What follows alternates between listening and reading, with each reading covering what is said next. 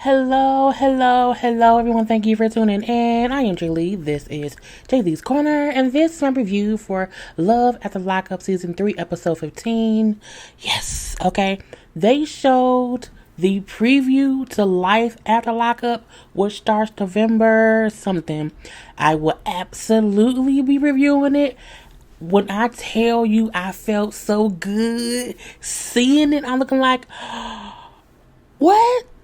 Who's back? They back? They together? Oh, they out of prison? No, not again. I was like, itch. Okay, so I cannot wait to review Life. I like how they have kept our favorites, added a couple more favorites, and then added some people who we didn't even know was still messing around in one way or the other. It looks really, really good. I could not wait. But let me move on from that, okay? Because if you have not done so already, please please make sure to subscribe to my channel and become a whole JayBird, dun dun dun dun dun, and all that goodness and stuff, okay? All that goodness and stuff, okay? Remember to always breathe it on out, so to inhale and to exhale all the time, to relax, to relate, to release, to center yourself and anyone around you, okay? That's a good thing to do. Anyway, do not forget to also like this video, comment in the comment section. You can also share it on your social media by just hitting the little share button, okay? Share and then share it. Do not forget to also follow me on IG and Twitter at J_Lees_Corner. Let's get started, okay? So we first had up SHAWN and DESTINIE. I don't know why I continually say her name like that, because we not gonna care.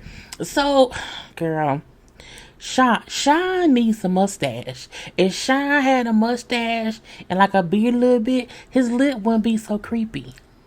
Okay. Anyway, so DESTINIE stayed out with her sister. Okay. After hitting the club and barning or whatever they did last night, she made the choice to stay with them versus going back to the hotel with SHAWN. I mean, could she run? Could she not? Who knows? I would have went back to the hotel, because if I had to go to prison, I would want sex before I go to prison. I would not want to go. Give me some sex. We're going to leave that be or whatnot. So SHAWN is on. I'm so nervous. What am I going to do? She done answering her phone. It's almost court time. What we going to do? So he on his way to the court date.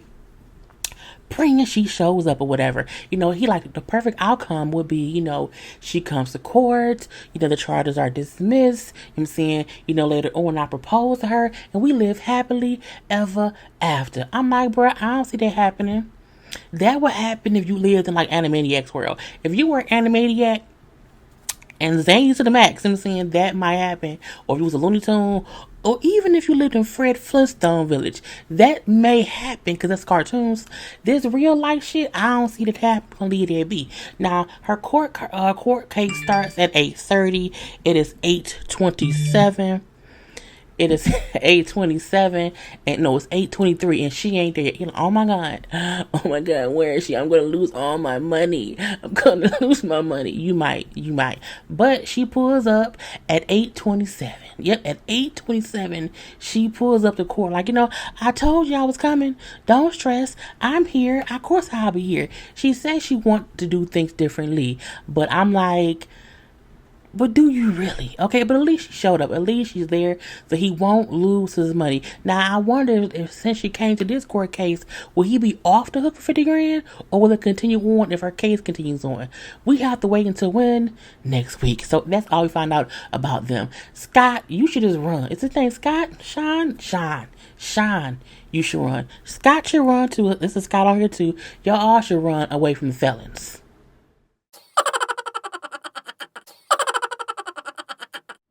Honey, next up, we have John. John and KRISTIANNA, it's crazy. Now, she has been out of prison for 6 weeks at this point. And saying now she has like 3 months left in the halfway house. And her mom and her sister have now moved in with John. I'm like, You moved in your wife's mother and sister, and you haven't even had sex with said wife. You haven't even been with said wife in real life for more than like 4 hours. I'm like, you just like strangers, John. But he looked like he liked who twisted his hair. Girl, I could not. Anyway, the mom was like, I'm saying, I'm so happy to be here. You know what I'm saying? Because what was that before? It was horrible. It was horrible. Okay, she said I stayed in the upstairs room, but the basement and downstairs was basically a meth lab and a meth house where was people always in there doing drugs. You had your. That's why she's sick. The meth is in her system. The daughter was trying to kill the mama. Because who has a mama living in a meth lab? That shit seeps into your pores. You cannot live in a meth lab. Okay, but I'm going to leave that be. Anyway, so John showed the sister where she going to be at, the room his mama was staying or whatever. And they chat. And then John's phone's ring. Okay, it's a call from the halfway house. Christina so-and-so no longer, lives here. He like, what? What happened? We can't tell you, but you listed as her, emergency contacts. You have 30 days to come pick up her belongings. All right, bye, click. I'm like, what? So they figure out, okay, she must have left the halfway house and never came back. And so now there's a warrant out for arrest for absconding from,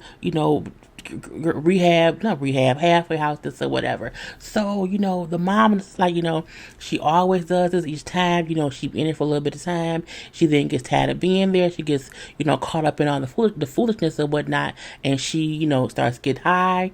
And then she disappears. And then she does not call for help. And she just be gone. So, let her be. We not gonna go look for her. You know what I'm saying? Because we here now. We here. Okay, so we don't need to go look for her. Because we safe. Now, she may not be safe, but we safe and we don't care. And John like, well, no, I want to go look for her. Like, sister, can you come with me and show me the drug? Because the sister's a drug addict. Okay, so drug addict sister, can you come with me and show me the drug addict places that she would be? She said, well, no, because I don't want to, because if I go there and I go in the drug house, I'm going to probably sit down next to her and start doing drugs too. I was like, what? I get she's not far enough in her sobriety to not want to get high, but you can't point me to the nearest crack house to say that's the crack house she may be in. I have to stay in the car, but she may get out the car and go to crack. I don't know. The point is, why John surround himself with crackheads, meth lab, house attendants, and just the mama who probably on meth too because it's in the system. I cannot. And I'm like, the fact that the drug addicted sister and the mama is like, not encouraging him to go look for her. They're encouraging him to let her be. Let her be out there getting high and saying eventually she'll, get arrested or whatever. And then I'm like, go find your cracked out sister. But I'm going to leave that be. First of all, if you telling me to not go find my wife who's on drugs or whatever, y'all is our mama and her sister, y'all need to leave my house because y'all only here because of her. Okay, if you can't support me and supporting your daughter and your sister, get out of my goddamn house. But I'm going to leave that be. He was nice enough to not kick them out. I would have did what? Kick their asses out. Leave it be. So we then see next, John is on the road. It's like 4:30 in the morning. He riding around and looking for his wife because she called him for help. Okay. And I'm like, oh, that was nice. You know what I'm saying? He Bonnie she's Bonnie waiting on Clyde to come get her because they call each other Bonnie and Clyde. I'm like, Bonnie and Clyde died. Stop calling yourself dead people.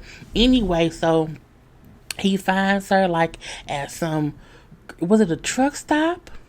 A Walmart parking lot? It was some big ass field with some empty ass buildings and a lot of trucks. So I don't know where it was or whatever. You know what I'm saying? But he get her there and she's like, I'm so sorry. You know what I'm saying? I was at the house. I got triggered. I started getting high. I left. I'm disappointed in myself. I thought he would also be disappointed in me, but he wasn't. And she in the car just, I'm so sorry. I'm so sorry. It's okay. It's okay. You know what I'm saying? Things happen. It's okay. You know what I'm saying? And she bring up how I'm not used to being loved. Look, she seemed to want to do better, but You can't keep blaming the halfway house as the reason you keep going back to the halfway house. How do I know that you not getting caught on purpose to get to the halfway house to get directly to the drugs? I feel like if she really wants to get clean, she'll stop getting high long enough to get out the goddamn halfway house. But you know what I'm saying? Drug addiction is a very, very, very, very, very tough thing to kick, and she has to really want to do it. That's why I'm saying, does she really want to do it? She says she do, and she wants to keep trying. But girl, stop getting arrested and going back to the goddamn halfway house.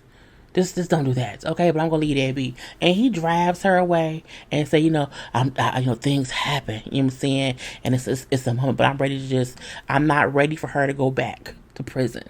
So we can probably just take the car and drive. You can't drive. Y'all on TV.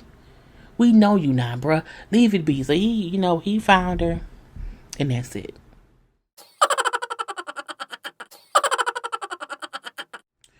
Poor Dylan.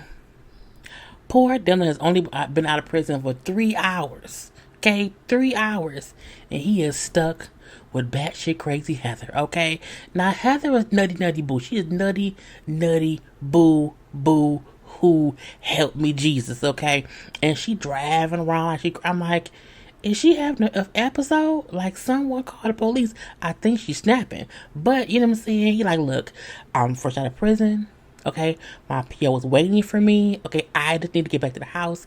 Just calm down, Heather. Drive like normal. Like, I just don't want to go back to jail. I do not want to go back to jail on my first day out. Give me at least 24 hours to be out before I can possibly go back.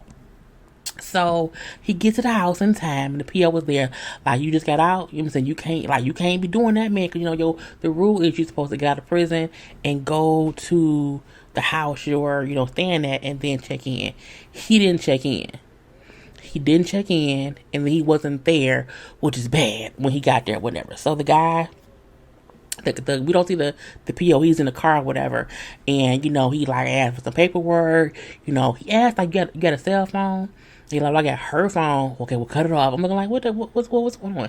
But he don't get in no trouble. The PO lets him off. The PO could have sent him back to jail. Like he said, I could have ticketed you or whatever and sent you back. I'm gonna let you be right now. Okay, but you can't be, I ain't doing that bullshit or whatever. So Dylan is happy, he goes in the house. I'm so sorry, and Diane, it won't be no more issues. My PO won't be around here calling no. It's okay. I know you will get everything and leave everything in order. I know you will be okay, Dylan. But you, crazy bitch. She didn't do that. But she was like, I have confidence in Dylan that he would be on top of his shit. Because Dylan didn't want to leave. She knew all this, them leaving and fussing, was all Heather. And I said, oh, thanks, Diane. Thanks so much. I'm like, is she bipolar? She ain't bipolar. So, they go in the house, in the room, and now she just wants to have sex because they can't leave. She's not realized, okay, we should not leave, so we're going to have sex. And Aunt Diane will just have to listen. Wait till Aunt Diane go to bed. Or go fuck in the car. The PO done came now. He can go, because he's not on house arrest. He's not on house arrest. He's just on parole. He can go somewhere else, like for an hour and get some cooch. Because don't have sex with Aunt Diane here. Oh, it's just nasty.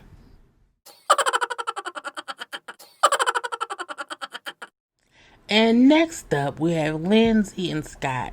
I feel like this is representation of the BS they're going to put us through the rest of this season and also next season, because it's just stupid. So Lindsey is upset that Scott read her journal. You know what I'm saying? He went through my stuff. I'm upset. So she tells him, I'm leaving. I'm going to call the PO. I'm going to ask them to transfer my residence to my mama's house. Okay, I'm not going to stay here. He like, oh. Okay, and she keeps saying, well, the story he read was something in the book that I just wrote down. And Scott like, okay, if that's true, then show me the fucking book. If you wrote this from some book, let me know what book it was so I can read it verbatim. I think she wrote that herself. We're gonna leave that be. So she called the PO people, who then tell her that the prison whoever, like the prison people, would have to okay her leaving and moving somewhere else. They are closed for the weekend, so nothing can happen before Monday. And even then, it's not like some instant thing. She had called her mama to ask her mom, "Can I come stay with you? Because Sky is being dumb. He read my stuff and I don't like it." Now, she brings up a valid point. In prison, the COs, had the power to go through their stuff whenever they wanted to. So it was, a point of her feeling violated and he didn't trust her. He was treating her as if she was already, or not already, but still in prison. So that is why she was so upset about him going through her things without her permission. It reminded her what she went through in prison. But now that she found out that she can instantly, move the address to her mom's house, she's stuck there, as she said. And so she's forced to do what? Work it out with Scott. She's like, "Look, I'm stuck here with this bracelet on. I can't go nowhere. You on some bullshit going through my stuff." He's like, "Well, you're not trapped here." You know what I'm saying? So don't say that. But, reading what I found, it just didn't sit well with me. Look, could she have possibly got that out of a book? Sure. However, writing that down is like, you planning it? Even if that wasn't your plan, why did you write it down? Was it a remembrance thing to remember what to do later? I'm going to say that is what I thought it was, but we're going to leave that here, okay? Now, she also brings up our look. First of all, you know what I'm saying, I got time for the bullshit, because you don't even make enough money for me to try to scam you. I'm like, even if he made $5, that's more money than you have. How can someone with nothing say someone else don't have enough money to scam them when he spent more money than you have? You can scam anyone. If a person has $100, you scam them for 50, they have enough money for you to scam them with. She is delusional if she feels as if because he's not, multi-million-dollar rich, that she can't be scamming him. A lot of regular income folks get scammed. It's easier to scam them. Okay, I'm gonna leave that be and whatnot. And she also brings up how because he, feels as if she's scamming him. Maybe, he's the one scamming her, and that's why he's 51 and single. I'm like, she's a girl. Lindsay is really an entitled white girl. I'm going to leave that be. So they sit and keep chit-chatting or whatever. She then said, "Look, my most upset reason, me and my attitude is because, you told me this house will be done, that I will have with my daughter, and I don't have that. And I'm upset because whenever I wasn't in prison, I had my kid, and I'm not out of prison, and I don't have my kid, and there's no space for her to come here and have her own space." Well, instead of sitting around on your ass, Lindsay, get up and build her a room, okay? Go help him put together your child's room, okay? Do that. Anyway, she also brings up how she just would prefer if he did not feel like that she was a scammer. He, if he would not go through her things. He admits that was wrong. I won't do it anymore. But I do love you. I want to be with you. And my bad for not having a house in order. And they basically make up. And that was it. Now the producers ask her, do you have any more secrets that you want to reveal? She does. But she don't want them right now.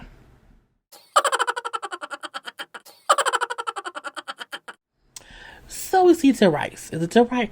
Uncle Pop is back or whatever. Now it's been 3 months since he's last heard from Chanda. He I'm still wondering where she at. If she's okay. If she's somewhere high. If she back in prison. What happened to her that she kind of just stopped talking to me? Bruh, she got to prison. That's what happened. Okay, anyway, so he brings up how his daughter keeps Dad, she ghosted you. That's what it was. I'm now starting to believe that's what happened. We then see, she stopped talking to production at the same time that she stopped talking to TYRICE. And we then see until now. So, Chanda is back. Like she never left, okay? And, she tells him, "Look, I enjoyed talking to him while I was in prison. Okay, it was enjoyable. Okay, we had a connection when I was in prison. It was cool. You know what I'm saying? It was, helping my time go by." She was only talking to him for 3 months. It's not like they had no years. Girl, it's bullshit. She then say, "But When he came and picked me up from the bus station, and I saw him in that blue suit, it was weird.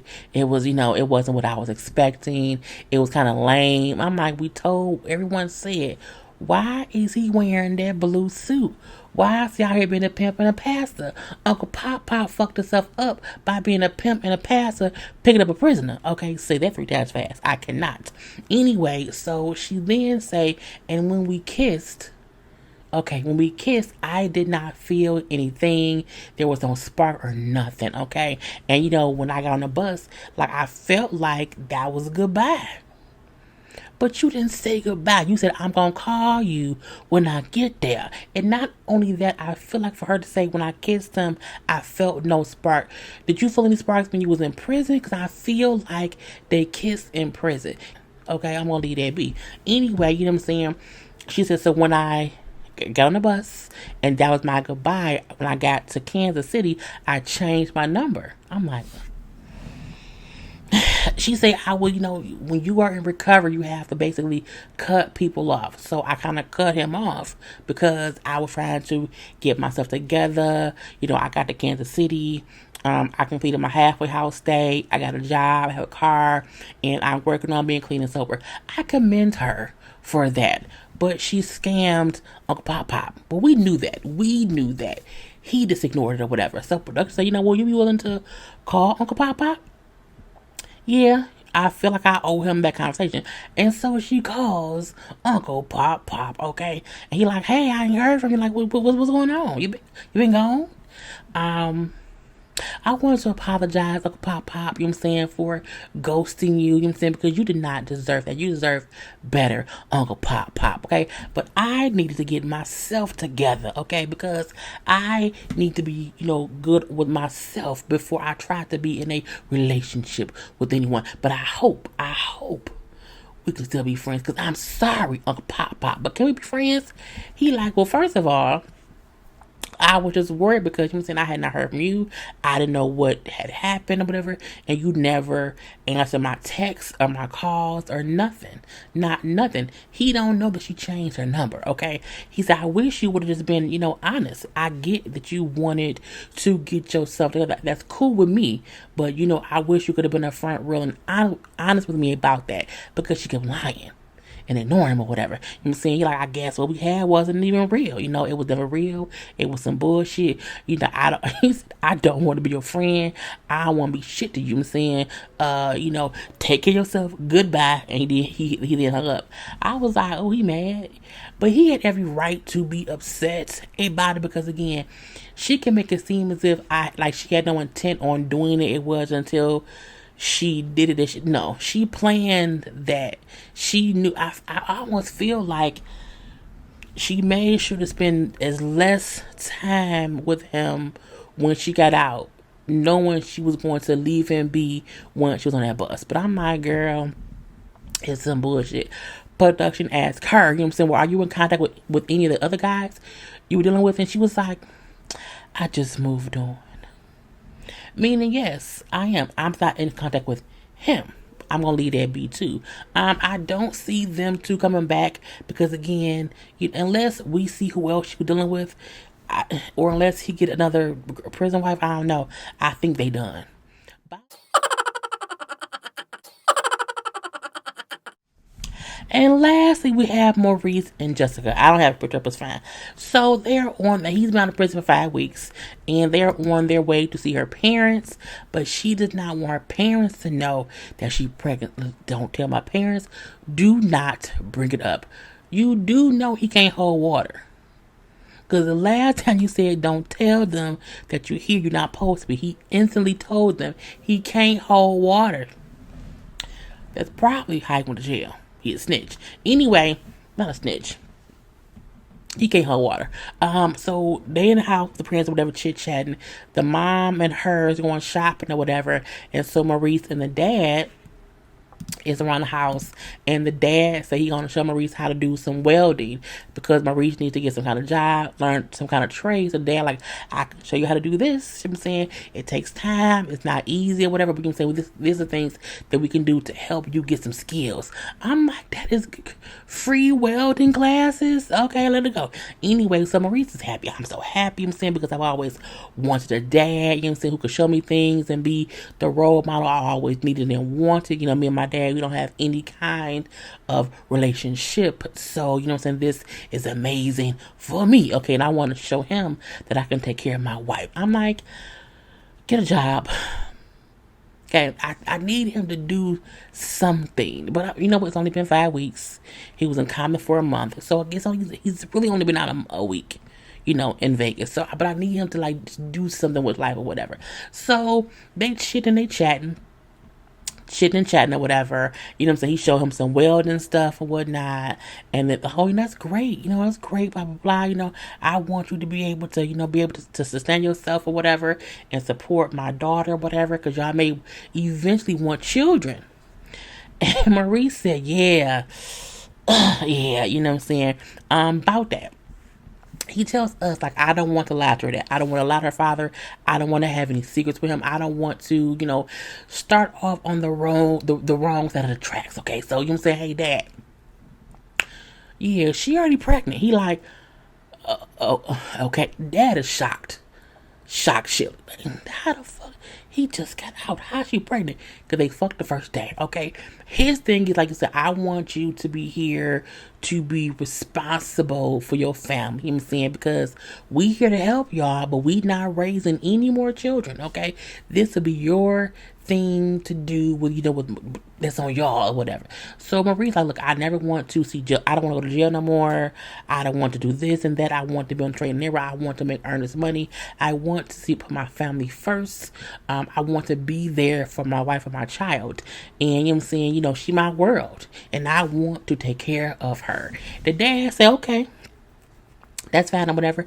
Now, he also added that, like, Dad, don't tell nobody that she pregnant. She, you know, I wasn't supposed to say nothing. The dad said, I won't tell. But the dad is snitch too. He may be a snitch too. Anyway, you know, he then said, I want to ask you for her hand in marriage. I want your blessing to marry your daughter. Because, you know, in prison, there is no ring. You sign some papers, and that's it. It's not a real ceremony in prison or whatever. So he said they want to have a real wedding. The dad then said, okay, I want you to give her a nice proposal, a nice ring. We can have a nice wedding. He like, well, I'm broke right now, so I can't do that just yet, but I just want your blessing to eventually, you know, re-propose to her or whatever. Dad then go into a drawer in the garage that just had wads of cash. I'm looking like, white people. Anyway, he gives him $1,000 and say, you know, use this to get her a ring and pay me back when you can. Okay, this is a loan, you know, to get her a ring. You know what I'm saying? A nice little ring and whatnot. I'm like, that is so nice. And Maurice, like, you know what? This is more money than anybody has ever, you know, ain't nobody ever gave me a ring. Like, well, I didn't give it to you. It's a loan and it's for the ring. Okay, so that's what it is. The dad then say, this is a test to see how he handles the money. You know what I'm saying? Maurice then say, I can go to the casino, and I'm like, don't say it. He then said and flip this. I'm like, damn it. Her dad give you $1,000 to get her a ring and then say, you know, just use it wisely. You want to go to to the casino? Bruh, go buy her a ring at the pawn shop. Now, okay, and then it goes up. I hope Maurice don't fuck up that money, but we shall see. Anyway, I'm done. Peace.